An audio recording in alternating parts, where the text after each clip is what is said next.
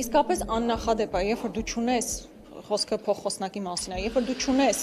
իրավունք անդադար մեկնաբանելու, հո քաղաքական մեկնաբաներ չէ։ Հիմա այստեղ է խալը։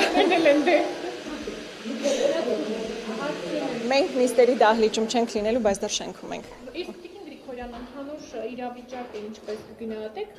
Դավիթ Ղազենյանը ասաց, ընդհանրեն ասել է, ասա օրենքով կանոնակարգով նախատեսված է, ինչից հետո է լարվել իրավիճակը։ Տեսեք, նույնիսկ իմ խոսելու ժամանակահատվածում, այսինքն ես իմ ելույթն եմ ունենում, փոխոսնակը իրան իրավունք է վերապահում ինձ ընդհատել եւ ինչ որ հարցադրումներ հնչեցնել։ Կամ դրանից հետո մի ամբողջական ելույթ է ունենում փոխոսնակը, այո, կարող է արտահերթ ելույթով հանդես գալ, այսինքն դուրս գալ եւ ամբյոնից ինչ որ բան ուզի, ասի, sense դարել է քաղաքական մեկնաբան։ Ամեն ելույթից հետո ինչ որ մեկնաբանություններ են անում, որի լիազորությունը կանոնակարգ օրենքի ուղղակի չունեն։ Եվ մեր դիտարկումները դեռևս նախորդ նիստից են, որ չունեք այդ լիազորությունը, ձեզ պիտի թույլ չտակ անել բաներ, որոնցով լիազորված չեք արժեք կանոնակարգի համաձայն։ Ընդհանրապես սա էր, եւ ես կարծում եմ, իհարկե աննախադեպ էր, այսինքն ընդհանրապես նրա համար, որ դու իրավունք չունես այսպես խոսելու,